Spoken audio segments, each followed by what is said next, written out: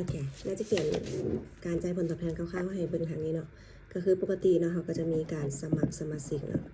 อันนี้สมัครสมาชิกนี่มันเอาเว็บไซต์ซื่อๆเนาะก็จะมี ID เป็นของตัวเองมีเว็บไซต์เป็นของตัวเองแบบนี้อันนี้การสมัครมี2อย่างเนาะสมัครกินเนาะตัวนี้กินจะได้อย่างได้ถูกลง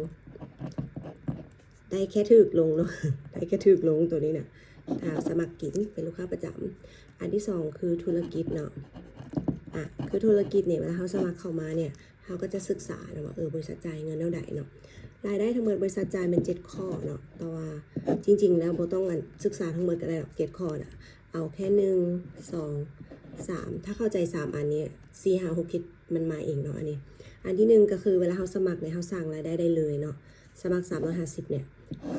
ขาสร้างรายได้ได้เลย1ก็คือขายย่อยก็คือเขาฮู้เนาะกำไรเริ่มต้นตั้งแต่200 บาทหา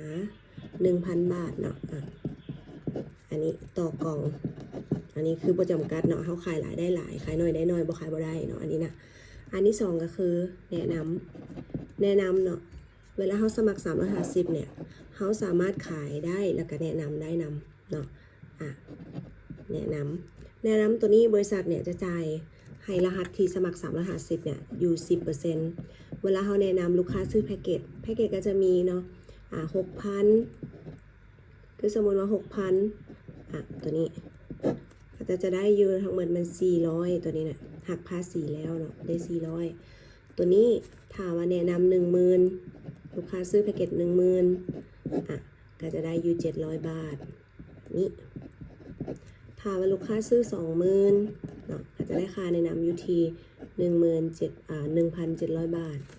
ถ้าลูกค้าซื้อ41,000อันนี้ก็จะได้อยู่ 3,800 บาทเนาะนี่อันนี้คือค่าแนะนำเนาะต่อคนต่อครั้งประจำกัดซึ่งเวลาลูกค้าซื้อแพ็กเกจใดผู้ที่สมัคร350เนี่ยก็มีสิทธิ์ที่จะได้เงินค่าแนะนำตามนี้อันนี้บ่แม่นว่าเขาซื้อได้เนาะลูกค้าซื้อโอเคสมัคร350ได้อย่างแดซื้อสินค้าราคาทุนขายกำไรได้อันที่2คือแนะนำลูกค้าซื้อแพ็กเกจลูกค้าเหล่านี้ต้องเป็นสมัครแล้วซื้อแพ็กเกจเนาะเราก็จะได้ค่าแนะนำเหล่านี้นะส่วนข้อที่3แมนค่าจับคูนี่จะให้สิทธิ์เฉพาะคนที่เปิดแพ็กเกจเท่านั้นเนาะก็คือจะมีตั้งแต่ 10% 15% และ 20% แบบนี้เนาะสูงสุดก็คือ 20% ทีนี้มาเบิ่งค่าจับคูเนี่ยอันนี้นี่จะแยกออกไปเนาะเพราะอันนี้นี่ได้อยู่แล้วเนาะตัวนี้จะได้เพิ่มก็คือนกตัวอย่างคือตัวเฮาเนาะถ้าสมมติเรามีรหัสแล้วเนาะเรามีทีมซ้ายขวาสมมติว่าคนที่1เข้ามาค่อยเปิดโก้ค่อยอยากเป็น20%เนาะค่อยอยากเป็นโก้คนนี้เปิดโก้ปุ๊บเจ้าจะได้ค่าแนะนำ 3,800 บาทค่าแนะนำนี่ตายโตวางซ้ายวางขวาได้เบิดเนาะมันบ่เกี่ยวเนาะว่าจะวางดีจุดใดวางจุดใดก็ได้ค่าแนะนำเนี่ยตายโตแล้วก็เขาเจ้าก็บ่สนใจดอกว่าเฮาเนี่ยซื้อแพ็กเกจใดขอแต่มีรหัสถ้ามีคนปิดอันนี้คือได้อยู่แล้ว 3,800 นี่ตายโตแต่ว่าแพ็กเกจแพ็กเกจโก้เนี่ยมันจะมีคะแนน600 CV เนาะก็คือคะแนนตัวนี้น่ะปกติแล้วนอกจากได้ 3,800 ตัวนี้มันจะเอาคำนวณเงินจับคูนำได้ถ้าว่าเขามีเปอร์เซ็นต์ถ้าว่าเขาเป็นโก้คือกันคะแนนตัวนี้มันจะถูกดักไว้เนาะดักไว้อยู่นี่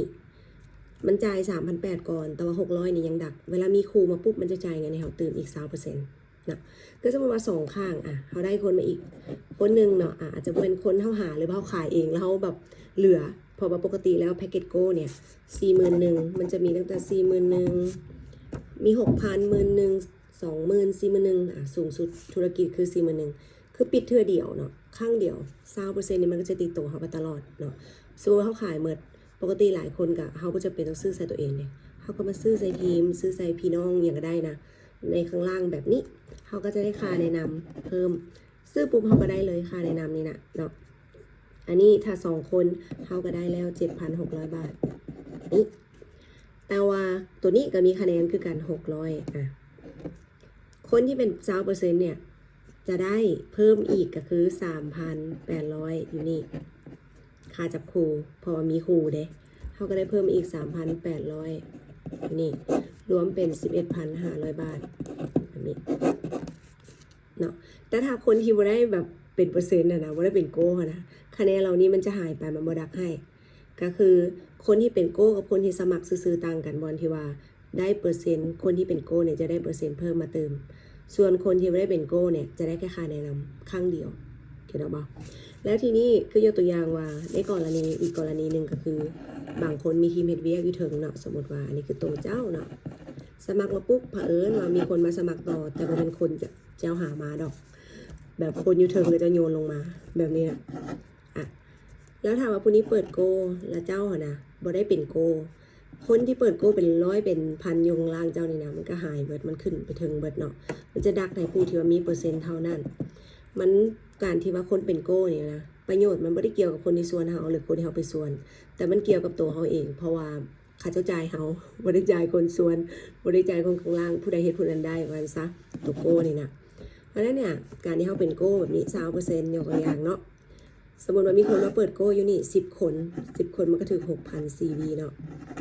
มันก็ดักไว้อยู่นี่อันนี้เป็นเงินเนาะสมมติเนี่ยดักไว้เผอิญว่าเขาขายเบิดแล้วเขามาแนะนำมาลงโก้แบบนี้แบบนี้เขาก็ได้ละ 3,800 อันนี้คนเขาแนะนำเองเขาได้ค่ะแนะนำอันนี้เขาบ่รู้จักเขาแต่เขามีสิทธิ์ดักคะแนนของเขาเพราะเขามีเปอร์เซ็นต์เข้าใจป่ะตัวนี้ก็จะมีคะแนน600คือกัน600นี่ก็จะมาจับขาเบื้องนี้เนาะเพราะว่าเบื้องนี้มี 6,000 ลบออก600ก็จะเหลืออยู่ 5,400 เนาะนี่ยังดักไว้เลยนี่จะบ่หายเพราะว่าเขามีเปอร์เซ็นต์ครึ่งไว้บ่หายอันนี้ก็คือ600ที่หักออกมาเนี่ยก็จะมาจ่ายเขาอีก 3,800 บาทแปลว่าได้ 7,600 นี่ซึ่งก็ข้อดีว่าเป็นอย่างแบบแบบคือลงเพื่อที่จะดักคะแนนมันมีประโยชน์บนนั่นเนาะอันนี้คือแผนการตลาดของออร์แกโนเนาะ